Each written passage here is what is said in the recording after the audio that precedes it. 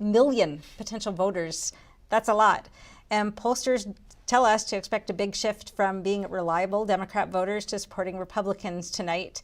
We've got the 3 Latinas in South Texas who are a really big deal. We have 2 guests joining us right now to discuss all of this. We have Abraham Enriquez. He's the founder and president of Bienvenido, and Javier Palomares, who is the founder and CEO of the U.S. Hispanic Business Council. Gentlemen, welcome. Thank you. Thanks for having us. Abraham, tell us, which Hispanics, who is voting Republican, and how did the Democrats lose them? Well, happy election day. It is such an amazing day to be a conservative Hispanic in America. Look, the answer is very simple. The Republican Party and Republican candidates stood very faithful to the issues that really matter to the Hispanic community. New York Times poll showed that Hispanics care about the economic issues 2 times more than any other issue down ballot. And so when you look at how Republicans and Democrats prioritize the economy, well, Hispanics found a home with Republican candidates. Democrats spent, I think, close to $30 million in Spanish language ads targeting the economy, and over $100 million targeting the abortion stance. And yes, Hispanics are swing voters, very centrist voters. We do care about things like education, healthcare, and some even abortion. But as the New York Times poll showed, economy trumps any of those issues in a midterm election like we're seeing today. And so when Republican candidates really embrace the idea that the American dream was on the line, it encouraged voters to get out and vote. And more specifically, that same poll shows that Latinos under the age of 30 actually align more with the GOP on economic issues, which is a huge game changer when you're talking about the fact that the average age of the Hispanic voter is 27 years old. That's really interesting, especially from the younger Hispanic voters. Javier, you represent the business community, the Hispanic business community. Is that what you're seeing as well? And do you think that this shift is durable?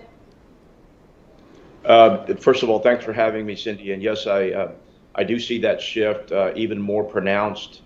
I absolutely agree with Abraham. Being a Democrat, hard to do that, but I have to say that the United States Hispanic Business Council did a survey of Hispanic business owners in the 6 swing states of Colorado, Georgia, Florida, North Carolina, Nevada, and Pennsylvania.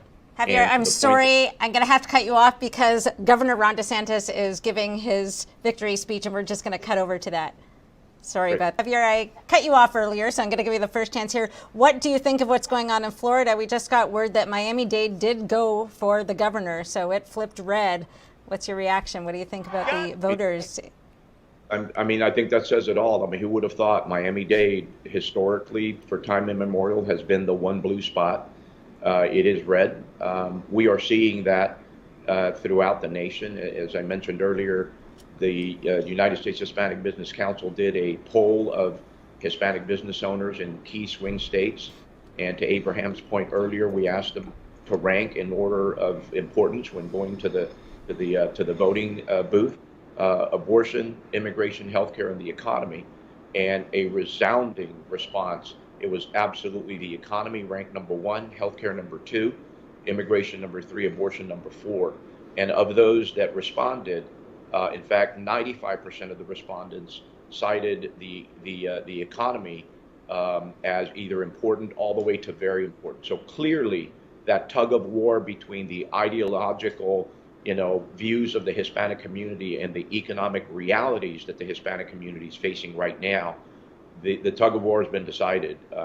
This is going red because of the fact that, Hispanic households, Hispanic businesses, like all Americans, we're dealing with inflation, interest rates that are rising, a looming recession, supply chain challenges, energy costs that have gone through the roof. And this is the reality.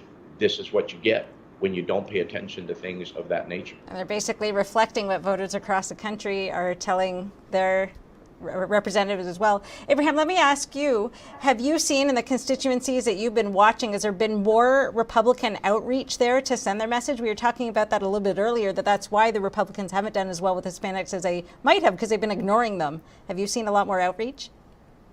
I think 2 things are happening at the same time. One, Democrats have pretty much relied on the idea that Hispanics will always vote Hispanic or Democrat because of their ethnic background, without realizing that the Hispanic vote has always been and will always be a swing vote, meaning that they're loyal to values and not party. And at the same time, the Republican Party is finally investing into candidates that aren't robotic and actually look and sound like the community. And we're seeing that with Juan Ciscomani in Arizona, Yesli Vega in Virginia, Maria Elvira Salazar in South Florida, Mayra Flores in South Texas, and the list goes on and on and on. But when you're knocking doors in Clark County, Nevada, Maricopa County, Arizona, Miami-Dade or Hidalgo County in Texas, lifelong Democrats are saying that they aren't leaving the party. The party left them, meaning that there was a time where the Democrat Party did run on the ideas of hope and change, and now have adopted rhetoric of fear and victimhood. And when 70% of Hispanics in America don't resonate with victimhood and believe that America is a good country and opportunity is still alive, it forces them to leave a party that doesn't recognize those values and embrace candidates that are preserving that American dream that is instilled in our cultural DNA. Okay, I